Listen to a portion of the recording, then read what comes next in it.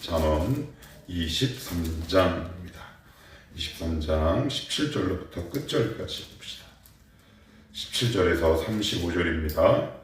구약성경 935 잠언 23장 17절에서 35절 같이 한 목소리로 읽겠습니다. 내 마음으로 죄인의 형통을 부러워하지 말고 항상 여호와를 경외하라. 정령이 내 장래가 있겠고 내 소망이 끊어지지 아니하리라. 내 아들아, 너는 듣고 지혜를 얻어 내 마음을 바른 길로 인도할지니라. 술을 즐겨하는 자들과 고기를 탐하는 자들과도 더불어 사귀지 말라. 술 취하고 음식을 탐하는 자는 가난하여질 것이요 잠자기를 즐겨하는 자는 헤어진 옷을 입을 것임이니라. 너를 낳은 아비에게 청종하고 내 늙은 어미를 경히 여기지 말지니라. 진리를 사대에 팔지 말며 지혜와 훈계와 명철도 그리할지니라. 의인의 아비는 크게 즐거울 것이요 지혜로운 자식을 낳은 자는 그로 말미암아 즐거울 것이니라. 내 부모를 즐겁게 하며 너를 낳은 어미를 기쁘게 하라. 내 아들아, 내 마음을 내게 주며 내 눈으로 내 길을 즐거워할지어다. 대저음녀는 깊은 구덩이요 이방 여인은 좁은 남정이라. 참으로 그는 강도같이 매복하며 사람들 중에 사악한 자가 많아지게 하느니라.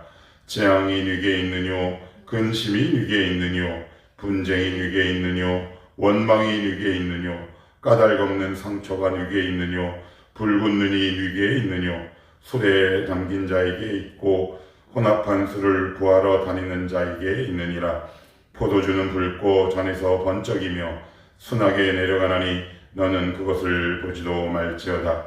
그것이 마침내 뱀같이 물 것이요 독사같이 쏠 것이며 또 내 눈에는 괴이한 것이 보일 것이요 내 마음은 구부러진 말을 할 것이며 너는 바다 가운데 누운 자 같을 것이요 돛대 위에 누운 자 같을 것이며 내가 스스로 말하기를 사람이 나를 때려도 나는 아프지 아니하고 나를 상하게 하여도 내게 감각이 없도다. 내가 언제나 깰까 다시 술을 찾겠다 하리라.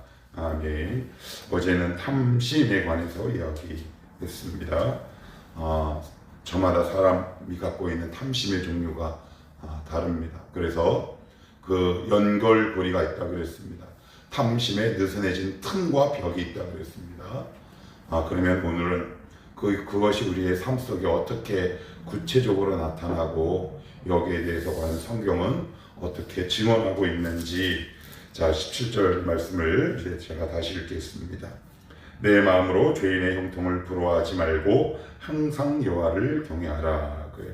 마음으로 죄인의 형통을 부러워하지 말아라 라고 되어 있습니다.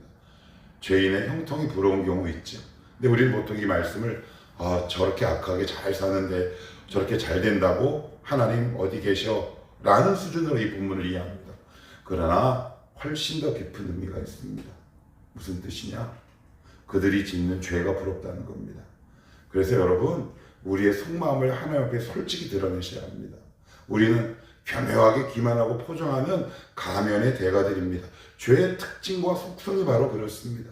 그래서 오늘 마음으로 라는 단어가 앞에 붙고 있는 겁니다.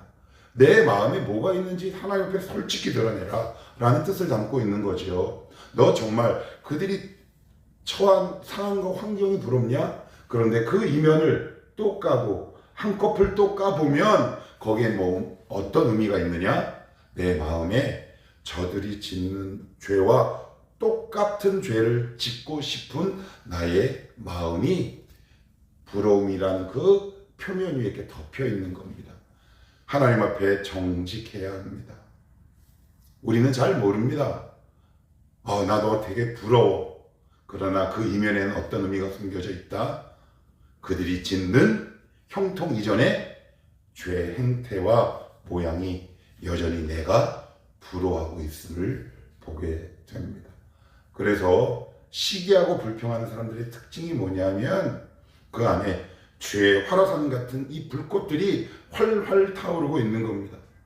이것이 꺼지지 않는 이상 우리는 여전히 누구를 보고 누구의 형통을 보며 부러워하고 시기하죠. 기억하셔야 합니다. 내 마음에 지금 무엇을 담고 있는지, 나는 정말 단순한 외적인 형통만 부러워하고 있는지, 아니면 그들이 지금 행하고 저지르고 있는 죄의 삶이 부러운 것인지 솔직해지셔야 합니다. 그래야 그 안에서 진짜 변화가 일어나죠. 그래서 저는 이렇게 여러분들에게 질문을 던지고 싶습니다. 내가 원하는 게 뭐냐? 오늘 1절 앞부분이 우리에게 던지는 메시지가 뭐라고요? 내가 정말 원하는 게 뭐냐? 자, 두 번째는 여기 보시면 부러워하다라는 말이 나옵니다. 부러워하다. 부러워한다는 것은 이게 다른 말로 뭐냐? 내 주변을 둘러싼 환경과 사람이 비교의 대상이 되는 겁니다. 이게 비교의 대상이 되는 순간 그 사물과 환경과 사람과 여러분 자유하게 대하기가 어렵습니다.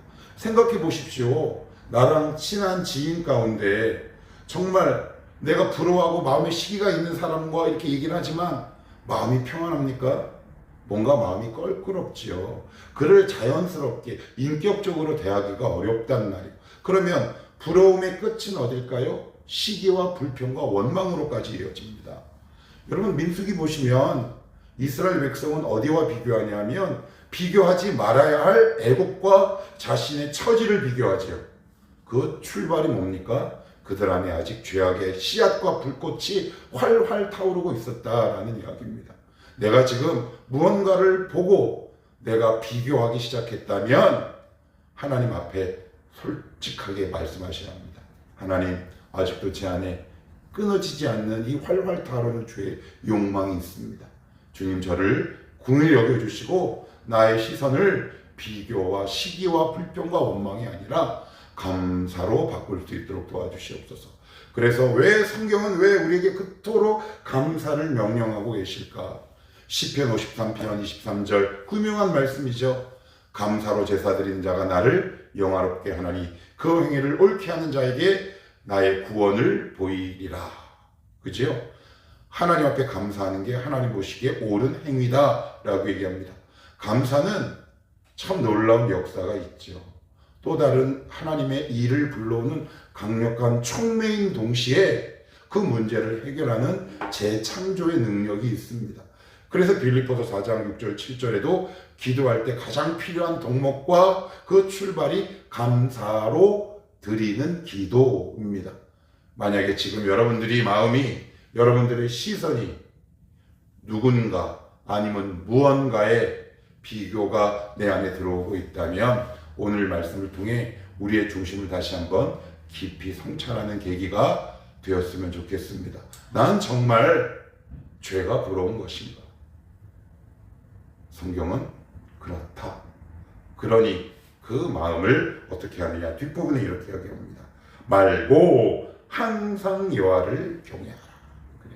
하나님을 떠나면 바로 그 순간 우리 가운데 급속도로 비교하고 죄에 대한 욕망이 우리 가운데 끌어오른다. 그래서 여기 보시면 여호와를 경외하라 라고 하지 않고 어떻게 해요? 항상 순간순간 매일매일 꾸준히, 다른 말로 반복적으로 라는 말 아니겠습니까? 자, 이어서 뭐라고 얘기하냐면 18절 같이 읽습니다. 시작. 정령이 내 장래가 있겠고 내 소망이 끊어지지 아니하니라. 그래요. 제가 어제도 뒷부분에 말씀드렸는데 우리의 인생 장래가 있겠고 소망이 끊어지지 않으리라. 전 이렇게 표현하고 싶어요. 뒷심이 강한 사람이죠. 뒤가 잘 되는 사람이에요. 그러나 세상은 어떻게 얘기합니까? 지금 잘 되는 게 중요하죠. 그래서 편법과 불법이 만연하고 성행합니다. 그러나 주님은 눈앞에 당장 오는 죄인의 형통을 부러워하지 말고 너희의 미래와 소망을 위해 지금 내 앞에 서라. 그래서 뒷심이 튼튼한 사람이라고 오늘 성경은 말하고 있습니다. 자, 그리고 조금 더 넘어가서 23절도 한번 봅니다. 23절 같이 읽습니다. 시작. 진리를 사되 팔지는 말며 지혜와 훈계와 명철도 그리할지니라. 그래요. 내 안에 지금 비교가 생겼어요. 죄에 대한 욕망이 생겼어요. 쉽게 얘기하면 이런 거죠. 야, 이거 내가 기도해서 뭔 유익이 있겠나? 그러면 그 신앙의 양심을 파는 겁니다. 지금 그 말씀하고 있는 거예요. 그러면 여기 제 말씀을 보시면 진리를 사되라고 얘기했죠. 사다라는 말은 무슨 말이에요? 대가가 필요하다라는 이야기입니다. 거룩한 일에 대가를 치르지 않겠다라는 이기적이고 욕심의 마음을 이야기하고 있습니다. 그에 반면 판다라는 이야기는 뭐예요? 팔면 뭐가 떨어집니까? 뭐 돈이든 이익이 떨어지는 거 아닙니까? 눈앞의 이익 때문에 거룩한 것을 내 안에서 끊임없이 사모해가는 과정을 이야기하고 있습니다. 이것을 저는 이렇게 표현하고 싶습니다. 가성비 인생. 그죠? 왜? 이익에 맞게 어떤 물건을 사는 거잖아요. 이 현대는 가성비 문명이고 가성비 문화라는 말이에요. 가심비, 가성비. 근데 진리에 있어서만큼은 그러지 말아라 라고 말씀을 하고 있고요. 오늘 저와 여러분들이 깊게 좀 다뤄볼 내용이 있는데 29절로부터 35절은 중독에 관해서 가장 문학적으로 표현한 아름다운 문장이라는 별명이 있습니다. 자, 29절 읽겠습니다. 재앙이 누게 있느뇨, 근심이 누게 있느뇨, 분쟁이 누게 있느뇨, 원망이 누게 있느뇨, 까닭없는 상처가 누게 있느뇨, 붉은 눈이 누게 있느뇨. 여기 재미있습니다. 근심, 분쟁, 그리고 원망, 까닭없는 상처, 그리고 붉은 눈. 여기서 붉은 눈은 뭐냐면 눈이 빨간 게 아니라, 여러분 우리가 언제 눈이 빨개져요? 술을 먹으면 눈이 빨개져요. 빨개졌다는 것은 이성과 판단력이 흐려졌다는 뜻입니다. 자, 그러면 이게 어디서부터 출발하느냐? 이렇게 이야기합니다. 30절 술에 어떻게 해요? 잠긴 자라는 표현을 씁니다. 먹는 자가 아니라 잠겼다라는 단어를 써요. 혼합한 술을 뭐라고요? 구하여. 의지를 찾아서 구하러 다니는 겁니다. 왜 이렇게 찾고 구할까요? 이거 없으면 못 사는 거예요. 그러면 이게 뭐가 된 거예요? 중독된 겁니다. 내가 지금 이거 없으면 못 살아. 현대는 중독 사회죠. 목회자에서부터 모든 사람이 어떠한 형태로든 크고 작음의 중독 현상이 우리 가운데 있습니다. 술, 음란, 영상, 인터넷, 담배, 마약, 다양한 형태의 중독 현상들이 우리 가운데 있는데, 오늘 성경은 그것을 굉장히 통찰력 있는 문장으로 우리에게 말씀을 제공을 합니다. 자, 구하러 다닌다 그랬습니다. 지금 여러분들의 영혼을 한번 살펴보셔야 합니다. 이거 없으면 못 살아. 나 이거 없어서 살 수 있는가? 잘 점검해 보셔야 합니다. 자, 그 다음 어딜 보시냐면 여기를 보시면 31절 포도주는 붉고 잔에서 번쩍이며 순하게 내려가나니 인하는 그것을 보지도 말지어다. 붉고 번쩍이며 순하게, 인간 모든 눈에 보기에 아름답고 그럴듯하다라고 이야기합니다. 이렇게 쉽게 다가온다라는 뜻이요. 자, 32절은 그것이 마침내 뱀같이 물 것이요 독사같이 쏠 것이며. 그래요. 처음에는 접근하기가 쉬워요, 안 쉬워요? 쉽죠. 아름답죠. 그러나 결과는요, 너무 고통스럽다는 거예요. 그래서 내가 지금 하는 것이 중독인지 아닌지 아주 판별을 쉽게 하는 게 있습니다. 그건 뭐냐? 제가 예전에 이 비슷한 말씀을 드리면서 목욕의 비유를 했어요. 어렸을 때 저 세대입니다. 지금은 좀 달라요. 목욕하는 걸 되게 싫어했습니다.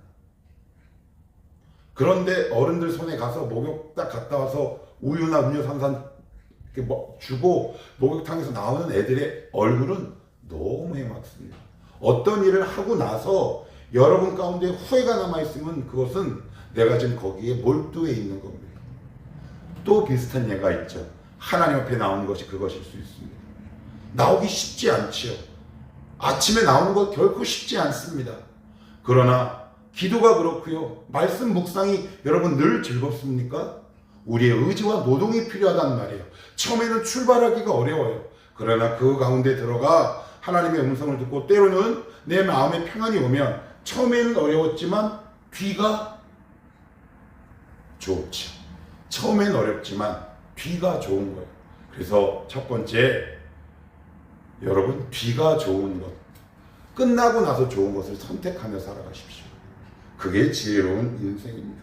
자, 그리고 또 뭐라고 얘기하느냐 하면 34절, 자 34절 볼게요. 시작. 너는 바다 가운데 누운 자 같을 것이요 돛대 위에 누운 자 같을 것이며. 그래요. 이게 보세요. 바다에 다 이렇게 누워서 둥둥 떠다니면 마음이 평안하잖아요. 돛대 위에 탁 이렇게 서가지고 망망한 대해를 탁 바라보면 그 순간 스트레스가 쫙 풀리고 도파민이 분출된단 말이에요. 그게 바로 중독의 두 번째 증상이랍니다. 이거를 저는 이렇게 말씀드리고 싶습니다. 가짜 위로와 가짜 평안. 여러분 거기에 중독되면 그것을 끊임없이 탐닉하게 되어 있습니다. 조심하셔야 합니다. 안 그러면 우리의 신앙이 어느 순간 깊은 수렁으로 빠지게 된다. 자, 마지막으로 참 이게 아픈 말씀을 하고 있는데 35절입니다. 시작. 내가 스스로 말하기를 사람이 나를 때려도 나는 아프지 아니하고 나를 상하게 하여도 내게 감각이 없도다. 내가 언제나 깰까 다시 술을 찾겠다 하리라. 여러분 술 먹고 겨울에 왜 얼어 죽어요? 안 추우니까 얼어 죽잖아요. 예, 지금 그 말을 하고 있는 겁니다. 그런데 그 표현이 재밌습니다. 나를 때려도 나를 상해도. 이게 되게 무서운 말입니다. 자학적 행위를 얘기합니다. 어떤 것에 중독되어 있는 영혼의 특징이 뭐냐면 자기를 학대한답니다. 어떤 죄에 중독되어 있으면 자기의 자존감을 발견하기 어렵습니다.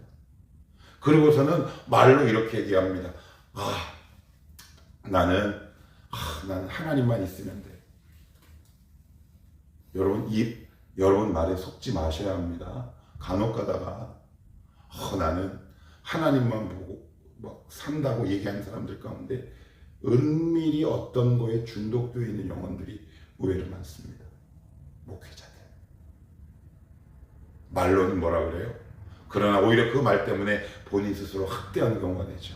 왜? 내 신앙과 내 말이 괴리와 간격이 생기니 그 얼마나 학대하는 심정이 크겠습니까? 지금도 사단은 여러분들을 아주 교묘한 중독의 세계로 끌어들이고 있습니다. 어떤 것이 지금 여러분 마음에 걸리십니까? 그리고 35절 맨 끝에 이렇게 끝나죠. 다시 술을 찾겠다. 왜요? 자기가 자기를 학대하니까 이것을 잊어야 되잖아요. 그러니 또 다시 악순환이 반복되는 거죠. 그거를 하고 나면 또 어떻게 돼요? 또 후회돼요. 그러니까 또 다시 그것을 또 찾아. 술 먹었는데 그때는 처음엔 기분이 좋아. 그런데 나중에는 내가 왜 먹었지? 근데 그 자기 학대하는 마음을 잊지 못해서 또 술을 마시고 이런 악순환이 반복되는 거. 그걸 끊어라 라고 얘기하는 겁니다.